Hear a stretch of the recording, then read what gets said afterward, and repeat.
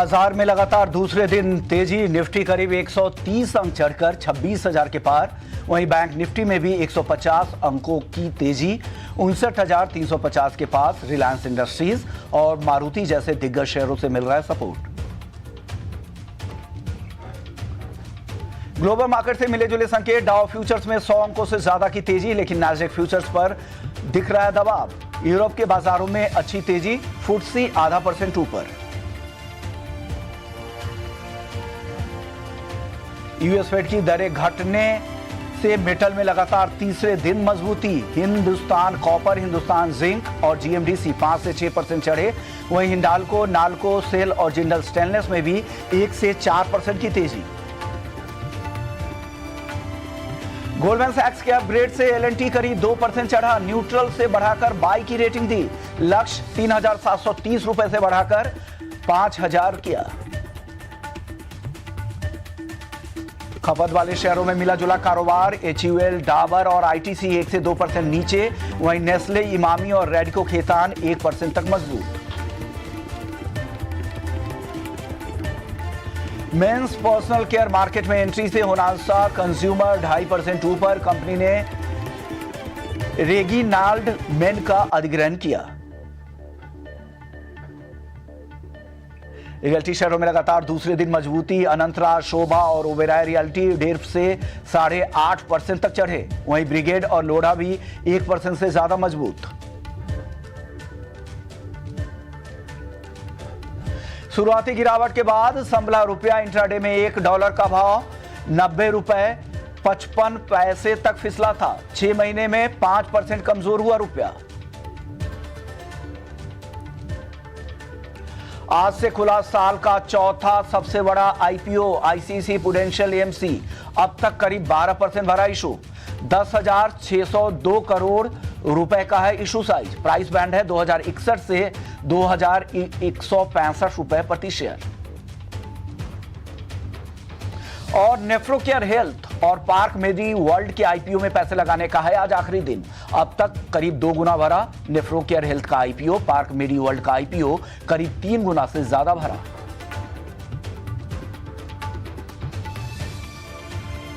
Trump Modi की बातचीत से बाजार जोश में। दूसरे दिन खरीदारी का मूड। 120 पॉइंट उछलकर निफ्टी 26,000 के पार। मिड कैप और स्मॉल कैप आज भी कर रहे हैं आउट परफॉर्म। लगातार तीसरे दिन एडवांस डिक्लाइन रेशियो शानदार। आवाज बिग स्टॉक शेयरों में जबरदस्त एक्शन। हिंदुस्तान जिंक में हमारा बुलिश नजरिया आया। निवेशकों के काम।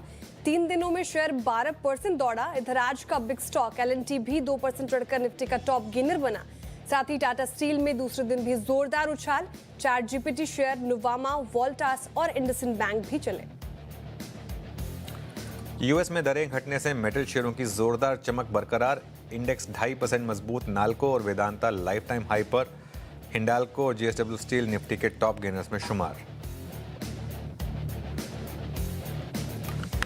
कंज्यूमर ड्यूरेबल्स, रियल्टी, तेल गैस में भी अच्छी तेजी। तीनों इंडेक्स करीब 1% मजबूत। साथ ही कैपिटल मार्केट, प्राइवेट बैंक और फाइनेंशियल में भी खरीदारी, लेकिन एफएमसीजी शेयरों पर दबाव।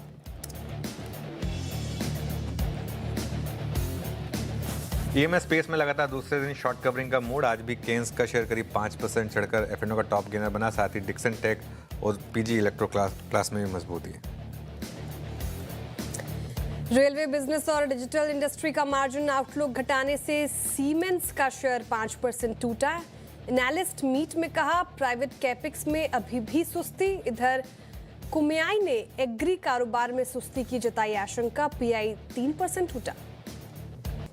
तो 150 अंकों की लगभग तेजी निफ्टी में और 26,050 के पास निफ्टी जो है वो आज बंद हुआ। अगर हम बैंक निफ्टी की बात करें तो लगभग 200 अंकों की तेजी 59,400 के स्तर के पास क्लोज हुआ बैंक निफ्टी।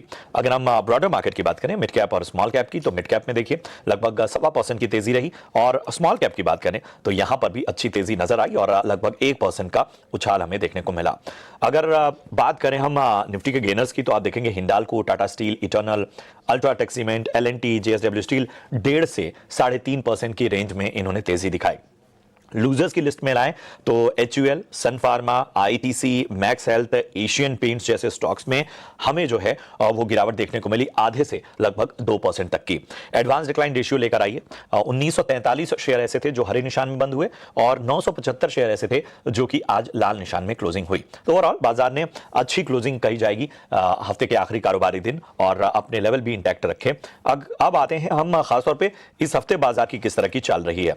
तो सबसे पहले निफ्टी की अगर हम बात करें तो निफ्टी ने इस हफ्ते नेगेटिव रिटर्न दिया है लगभग 0.5% का। दिस वीक मार्केट का चार्ट लेकर आइए तो आप देखेंगे लगभग 0.5% का नेगेटिव रिटर्न निफ्टी में। बैंक निफ्टी में देखें तो यहां पर भी लगभग वही हालत रही, 0.5% से थोड़ा ज्यादा की नेगेटिव रिटर्न यहां पर देखने को मिले। इसके अलावा मिड कैप की अगर हम बात करें तो मिड कैप भी लगभग 0.5% ही नेगेटिव ट्रेंड्स दिखाता नजर आया। स्मॉल कैप में आधे से % से ज्यादा की नेगेटिव रिटर्न देखने को मिला। अब सेक्टर्स की अगर हम बात कर लें, auto, FMCG, metal, IT, energy, PSU banks, इन सभी में आप देखेंगे तो सिर्फ मेटल जो था वो पॉजिटिव रहा, बल्कि ऑटो, IT, FMCG इन सभी में आधे से 1% का नेगेटिव रिटर्न हमें देखने को मिला। तो इन सारे पैरामीटर्स और तमाम डेटा को आधार अगर बनाएं तो लक्ष्मीकांत जी टेक्निकल लेवल्स पे सोमवार को बताइए किन लेवल्स का ध्यान रखना चाहिए। गुड आफ्टरनून प्रशांत जी, और मेरे को पैनलिस्ट गौरांग सर को भी मेरा बहुत बहुत नमस्कार। यहाँ पर हमें देखना होगा कि मार्केट काफ़ी वोलेटाइल रहा, और अभी फिलहाल जिस तरीके से रिकवरी देखने को मिल रही है दोनों ही इंडेक्स में, तो अभी फिलहाल यहाँ पर एक रेजिस्टेंस भी दिखाई दे रहा है फॉलिंग ट्रेंड लाइन का। अगर मैं निफ्टी की बात करूँ तो जो रेजिस्टेंस है वो 26,200 का है, और अगर मैं बैंक निफ्टी की बात करूं तो अभी फिलहाल जो रेजिस्टेंस आता हुआ दिखाई दे रहा है वो 59,500 का है। सो ये रेजिस्टेंस देखने लायक होंगे मंडे के सेशंस में। अगर ये रिकवरी मोड आगे बढ़ता है और 26,200 के लेवल्स टूटते हैं तो वहां से निफ्टी में फॉलिंग ट्रेंड लाइन का ब्रेकआउट देखने को मिलेगा, और वहां से फिर से हमें निफ्टी एक नया हाई बनाता हुआ दिखाई दे सकता है। और अगर इस फॉलिंग ट्रेंड लाइन का क्लोजिंग बेसिस पर अगर लेवल्स टूटते हैं तो वहां से 26,500 के लेवल्स हमें आने वाले सेशंस में देखने को मिल सकते हैं। वहीं पर अगर सपोर्ट की बात की जाए तो अभी भी फिलहाल जो 50 DMA का सपोर्ट है तो अभी भी इंटैक्ट है, जो कि अभी फिलहाल 25,690 के आसपास दिखाई दे रहा है। तो ये एक अहम सपोर्ट रहेगा निफ्टी के लिए। और वहीं पर अगर बैंक निफ्टी की बात की जाए तो बैंक निफ्टी काफी लंबे समय से 58,800 59,000 के लेवल को डिफेंड कर रहा है, तो ये एक इंपॉर्टेंट सपोर्ट रहेगा बैंक निफ्टी के लिए। सो दोनों ही इंडाइसेस उच्चतम शिखर पे जा सकते हैं, भले ही आने वाले समय में उनको ये जो रेजिस्टेंस है जो बताए गए हैं अगर वो उनको तोड़ते हैं तो हमें फर्दर अपसाइड के मोमेंटम देखने को मिल सकते हैं। चलिए, तो लेवल्स का ध्यान रखिए और रणनीति उस हिसाब से बनाइए। सोमवार को किन लेवल्स के हिसाब से आपको अपनी स्ट्रेटजी आगे बढ़ानी है, कैसे ट्रैक करना है बाजार को, वो लक्ष्मीकांत जी ने आपको बता दिया। अब आपके सवालों को फटाफट से शामिल करते हैं। पहला सवाल रणजीत डानोजे का है, अकोला महाराष्ट्र से, और इन्होंने लॉयड मेटल्स में गौरंग सर खरीदारी की हुई है। 74 शेयर है इनके पास और इनकी बाइंग प्राइस है 1540। लॉन्ग टर्म का नजरिया चाहते हैं।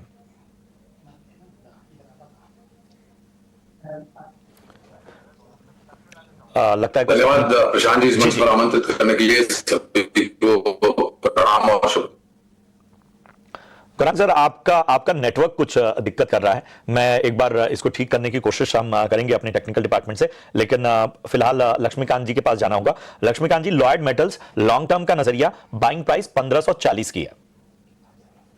देखिए, लोअर लेवल से रिकवरी आती हुई दिखाई दे रही है इस स्टॉक में, बट जो मेजर मोमेंटम का, जो मेजर अपसाइड का मूव है वो हमें लगता है कि 1360 के ऊपर आएगा।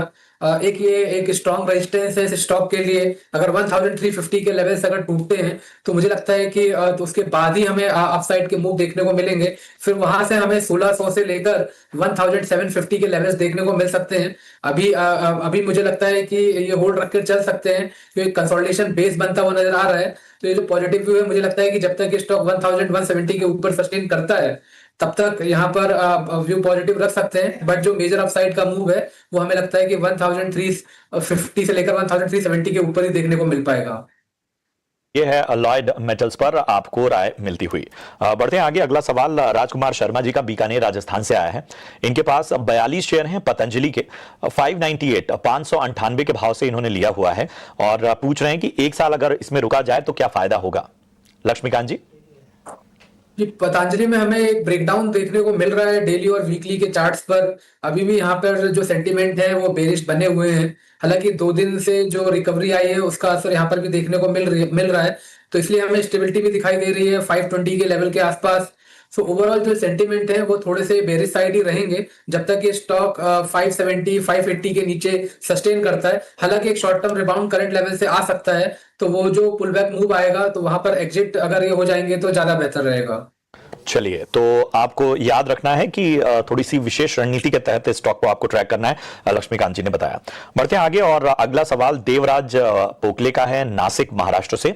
इनके पास उज्जीवन स्मॉल फाइनेंस बैंक के 58 शेयर हैं और इनकी जो 58 रुपए के भाव पे इन्होंने शेयर परचेज किया हुआ है और इनका जो शेयरों की संख्या है 986 है, 986। फिलहाल लगभग 5000 का इनको नुकसान हो रहा है उज्जीवन स्मॉल फाइनेंस बैंक में। गौरांग सर, आपको अगर मेरी आवाज आ रही है तो उज्जीवन स्मॉल फाइनेंस बैंक पर अपना नजरिया दीजिए। इनकी बाइंग प्राइस 58 रुपए 58 रुपीज की है। बिल्कुल प्रशांत भाई, क्षमा चाहता हूँ, आज कनेक्शन को लेकर के थोड़ी दिक्कत आ रही है, पता नहीं क्या परिस्थिति है, लेकिन धन्यवाद इस मंच पर आमंत्रित करने के लिए। इग्ना स्वदेश के दर्शकों को, हमारे मित्र लक्ष्मीकांत जी को, आपको सभी को सादर प्रणाम और शुभ दिन। एक छोटा डिस्क्लोजर दे देते हैं कि जो भी निवेश लायक रणनीति आपके समक्ष आज रखेंगे, ये हमारे रिसर्च टीम की तरफ से राय है लंबी अवधि के लिए। इसमें हमारी कंपनी जीवजित अथवा मेरा कोई व्यक्तिगत निवेश नहीं, ना किसी प्रकार का वित्तीय लाभ मिलता है, ना किसी प्रकार का कॉन्फ्लिक्ट ऑफ इंटरेस्ट, लेकिन इसी स्तर पर राय हमारे क्लाइंट्स को देते संभव उनका निवेश। तो उज्जीवन स्मॉल फाइनेंस बैंक को लेकर के नजरिया सकारात्मक है, खरीदारी की राय है प्रशांत भाई, लेकिन इनका जो निवेश है वो थोड़ा ऊपरी स्तर पर है। तो अगर गिरावट में 50 के नीचे अगर शेयर आता है और इनके पास निवेश लायक लंबी अवधि के लिए पूंजी है, तो मैं एवरेज करने की राय दूंगा, जिससे इनका खरीद का स्तर नीचे आ जाएगा और लंबी अवधि के लिए बने रह सकते। तो लंबी अवधि के लिए आपको बने रहने की सलाह यहां पर मिलती हुई। और बढ़ते हैं आगे। अगला सवाल मनप्रीत ढिल्लों का है, हनुमानगढ़ से इन्होंने सवाल पूछा है। गौरांग सर, मैं आपके पास ही आना चाहूंगा। फिजिक्स वाला के इनके पास शेयर हैं, 143 रुपए के भाव पे इन्होंने खरीदारी की हुई है। 1350 शेयर ये होल्ड करके चल रहे हैं। इन्होंने नजरिया तो नहीं बताया है, लेकिन कह रहे हैं कि कब तक इस स्टॉक में बने रहने से बेहतर स्थितियां आ सकती हैं। प्रशांत भाई, ये जो हाल ही में एक नया दौर चला है न्यू एज टेक्नोलॉजी स्टॉक को लेकर के, हमने कई बार निवेशकों को सावधान किया है कि सभी न्यू एज टेक्नोलॉजी कंपनी को एक ही मापदंड से अगर आप मापदंड करेंगे तो वो उचित बात नहीं होगी। हर एक कंपनी, उसके मूल्यांकन, उनके मैनेजमेंट, उनके प्रोडक्ट्स और सर्विसेज अलग अलग होते हैं और निर्भर करता है। अब फिजिक्स वाला के ना तो हमने आईपीओ नोट निकाली थी, ना ही हमने कोई बुनियादी तर्क के आधार पर कोई रिसर्च रिपोर्ट है, इसलिए विशेष रूप में टिप्पणी नहीं करूंगा। लेकिन सावधान रहने की मैं बात बिल्कुल करूंगा। जितने भी आजकल जो नए आईपीओज आ रहे हैं और जो हाल ही में लिस्ट हुए हैं, मुझे लग रहा है कि कुछ आईपीओज के मूल्यांकन बहुत ही ऊपर की तरफ होते हैं, जिससे छोटी मध्यम अवधि में नकारात्मक परिस्थिति खड़ी हो जाती है। चलिए, तो ये है एक बेहतर राय और आपको कह सकते हैं गुरु मंत्र जो है वो खासतौर पे न्यू एज टेक कंपनियों पे। सोहेल पठान है मुंब्रा से, इन्होंने सवाल पूछा है। आईआरबी इंफ्रा इन्होंने ले रखा है और काफी टाइम से इस स्टॉक में बने हुए हैं। इनकी बाइंग प्राइस 62 की है, 62 रुपए की इनकी बाइंग है। 1000 शेयर हैं, फिलहाल 20,750 रुपए 40 रुपए के आसपास नुकसान झेल रहे हैं। लक्ष्मीकांत जी, आईआरबी इंफ्रा क्या करना चाहिए? 62 रुपीज की बाइंग है। देखिए, इनकी बाइंग तो काफी ऊपरी स्तर से जैसा कि आप बता रहे हो देखने को मिल रहा है। सो वहां से ही गिरावट देखने को मिली है। अभी फिलहाल स्टॉक अपने 200 वीक मूविंग एवरेज के पास ही सस्टेन कर रहा है, बट अभी भी वहां पर ऐसे कोई मल्टीपल बुलिश पैटर्न बनते हुए नहीं दिखाई दे रहे हैं जहां से हमें रिबाउंड देखने को मिले। एक माइनर सा सपोर्ट है 40 रुपए के आसपास, अगर उसको होल्ड कर लेगा तो एक double bottom kind of pattern बनता हुआ दिखाई देगा। तो एक short term pull back move हमें देखने को मिल सकता है 45-46 तक लेवल तक। बट अगर ये 40 के लेवल के नीचे की क्लोजिंग देता है तो एक अच्छी खासी गिरावट देखने को मिलेगी। तो वहां से फिर हमें फर्दर डाउनवर्ड मूव देखने को मिल सकते हैं इस स्टॉक में 34-32 के रेंज तक। तो मुझे लगता है कि 40 के नीचे अगर ये जाता है तो फिर आईआरबी को एग्जिट कर लेना चाहिए। तो जो स्तर लक्ष्मीकांत जी ने बताया वहां से अगर नीचे जाता है तो आपको एग्जिट करने की सलाह यहां पर मिलती हुई। बीके नायक जी का सवाल लेते हैं, ओडिशा से इन्होंने सवाल पूछा है। इरकॉन इंटरनेशनल इनके पास हैं 231 के भाव से, काफी ऊपरी स्तरों पर इनकी खरीदारी है और यहां पर जो है वो इन्हें नुकसान भी होता हुआ। गौरांग सर, इरकॉन इंटरनेशनल पर क्या राय आपकी बन रही है? 231 रुपए इनकी खरीदारी है।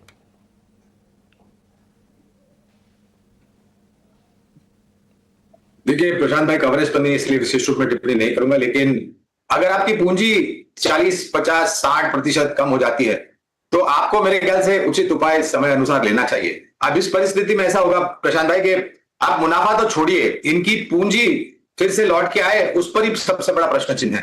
हालांकि ये भी कहना चाहूंगा कि भारतीय रेल से जुड़ी हुई एक सक्षम कंपनी है, लेकिन कवरेज नहीं होने के कारण मैं विशेष रूप में टिप्पणी नहीं करूंगा, लेकिन फिर से वही चीज दोहराऊंगा कि अपनी पूंजी को इतना कम मत होने दीजिए आप। बिल्कुल, तो ये आपको राय मिलती हुई खासतौर पे इरकॉन इंटरनेशनल पे। अगला सवाल राम पाटिल का है, ढाणे मुंबई से इन्होंने सवाल पूछा है।